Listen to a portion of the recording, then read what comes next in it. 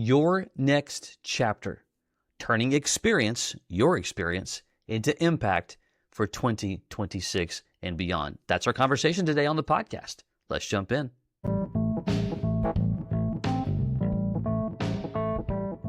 BJ O'Neill here with the Business Coaching Success Podcast. So glad you're here, where I share with you strategies, tools, and tips to be able to grow your business coaching practice to six figures and beyond as a Christian business coach. Let's jump in.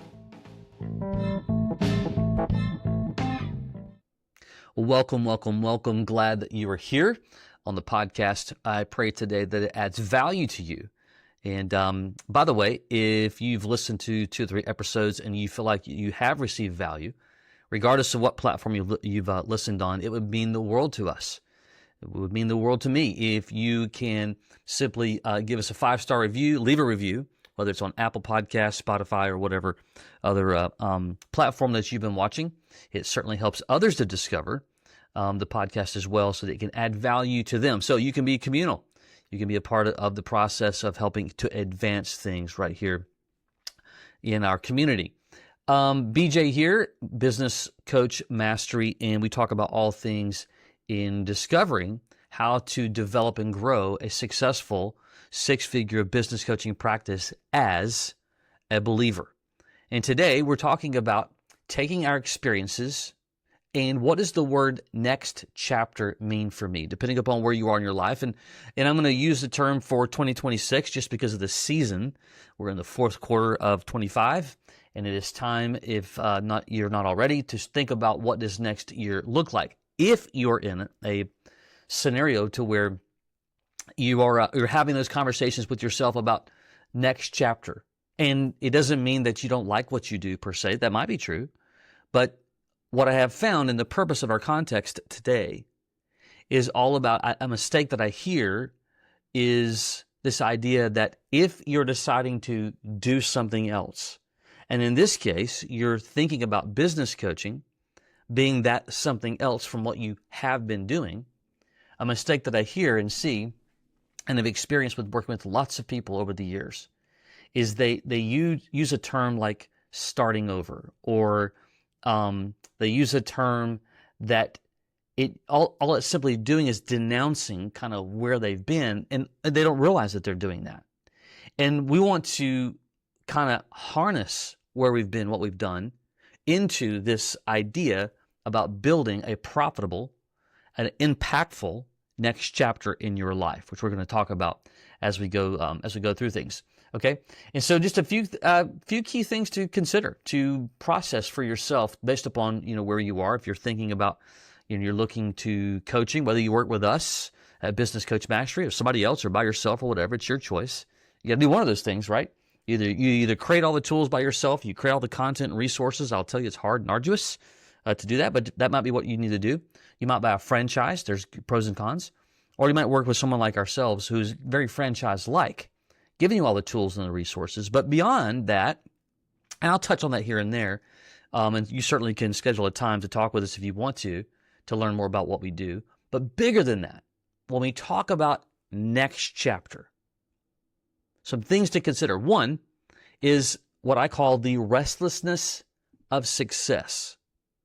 I don't know where you are in life and your experiences and your age and whatnot, but let's just call it you've got 20 to 30 years of life experience, especially from a business perspective. What I mean by that is maybe you've been in the corporate world. Maybe you've been a VP of sales. Maybe you've been an executive. Maybe you're in the military. You had leadership roles in the military. You managed people, processes, systems. Maybe you own a business, or you've owned and sold businesses. Some were successful, some were not successful.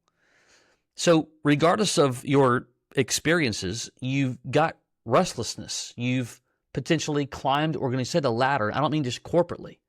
You've just been moving forward north, and you're just restless about it. You're like, I think that there's more. And it's not even so much that you want to climb a ladder further in the corporate world. Maybe you're even tired of the corporate world, but you're looking for something more meaningful and deeper, and you're restless rather about it. And what I've seen is that many professionals, they'll make a mistake or make the mistake that lack of clarity for lack of calling.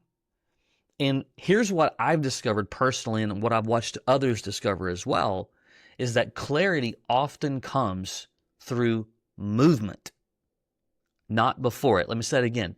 Clarity often comes through movement, not before it. In a few minutes, we'll talk about the word roadmap and plan.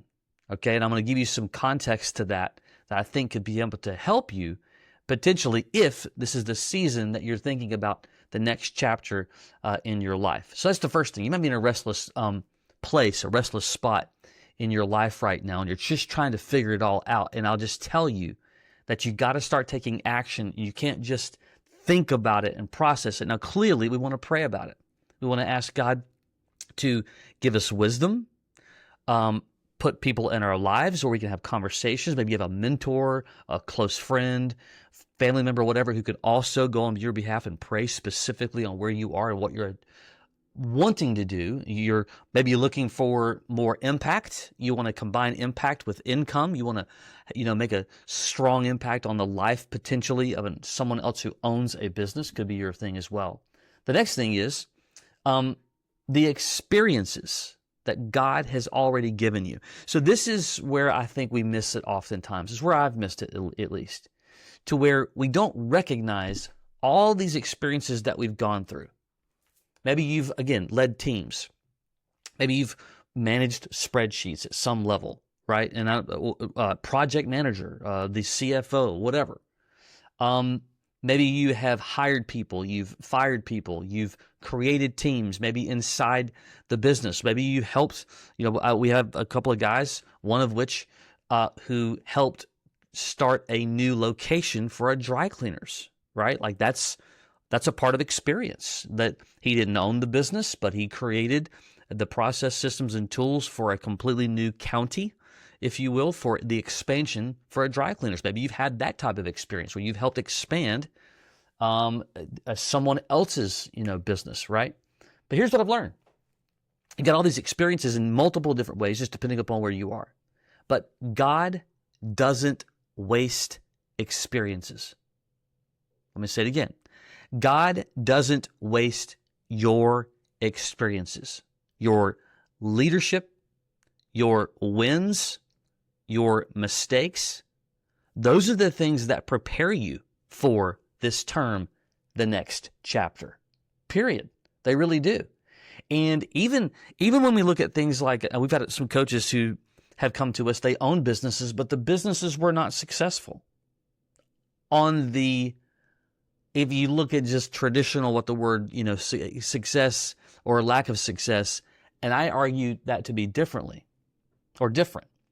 because that experience alone of not being successful aids in what even not to do. Okay? And so even going through things now, I know that on a personal level, my business that I run, I know that I've got a percentage of decisions that I'm going to make either are going to be just a mistake, or it just didn't work like we had planned it to work. And I now make those decisions now, and I look at them and knowing some of these are going to work out, some of these are not. But I know even the ones that don't are also preparation. So I say that to you is that maybe you've been in a season, the last, call it 5 years, 2 years, whatever, and it just didn't go well. And you look at that and you go, how can really God use that? Oh, let me tell you. Winning actually comes through the challenges. You can't just win. You have to go through some grit and some toughness to really season you to understand what it feels like to get kicked in the teeth a couple of times. Like that, those experiences by themselves allow you to truly get on the same page with somebody who owns a business for sure. Okay? Think about it like this. We'll look at Moses, and I understand that's a story in the Bible. We use it all the time, but he probably didn't know for 40 years in the desert, wandering, that was actually, you ready? Leadership development and training. We spent our wheels for a year or two, and we just like, oh my gosh, I'm going nowhere. Imagine doing that for 40 years, thinking that. All the while, it was actually development for him. So I think that God uses your experiences the same way. You've been in development mode, and you can take those experiences now as a business strategist and a coach and truly make a significant impact on the life of those who own businesses. All right. And so why 2026 starts right now? We are in the beginning of November. So why 60 days away am I starting to push 2026? Here's why. You want to ride a wave of momentum at the beginning of the year. You don't want to be under the car putting the engine together. Whatever you're going to do, okay? That's the reason why so many people, they push it off and say, oh, well, you know what? It's November, holidays are coming, Thanksgiving, Christmas, family, go to travel. I'm just going to wait. And here's what I'm going to tell you. If you're in that mindset right now, you can do that. But you'll be frustrated. I've done it long enough. You'll be frustrated come January 15th to the 20th that you're not getting any momentum. Why? Because you're still building. Like in our, I told you earlier, I was going to share a little bit about our systems and tools just for context. Again, you might want to do things on your own, buy a franchise, whatever.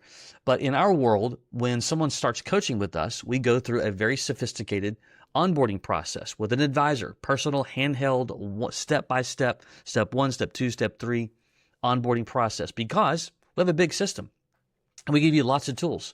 We give you your very own website, your CRM.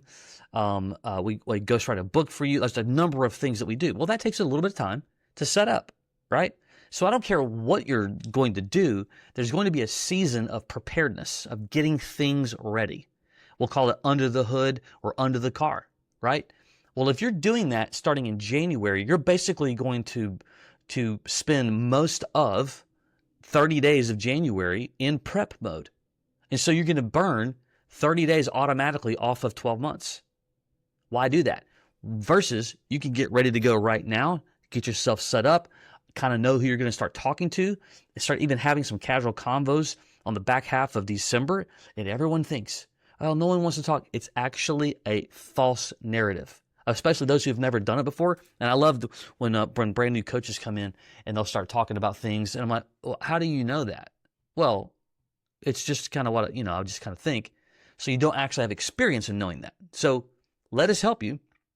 And I can't tell you, you can have some solid convos on the back half of December going into the holidays so that you're ready to rock and roll come January 2nd or 3rd once the first has passed, okay?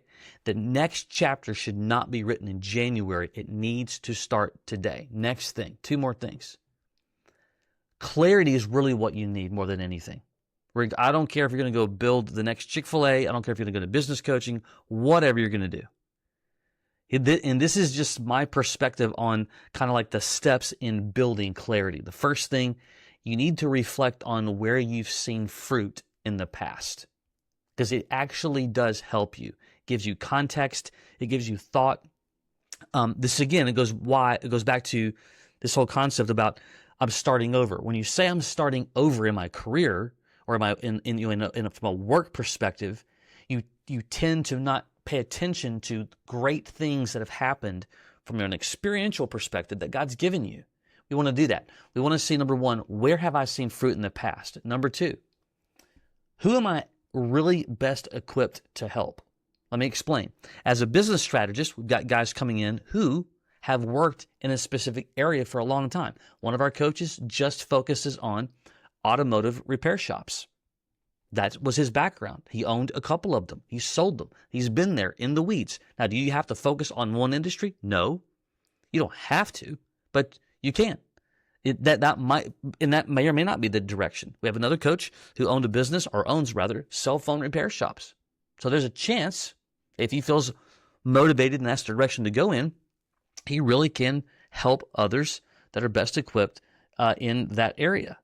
Perhaps we've got a number of them who focus on those businesses who are of faith.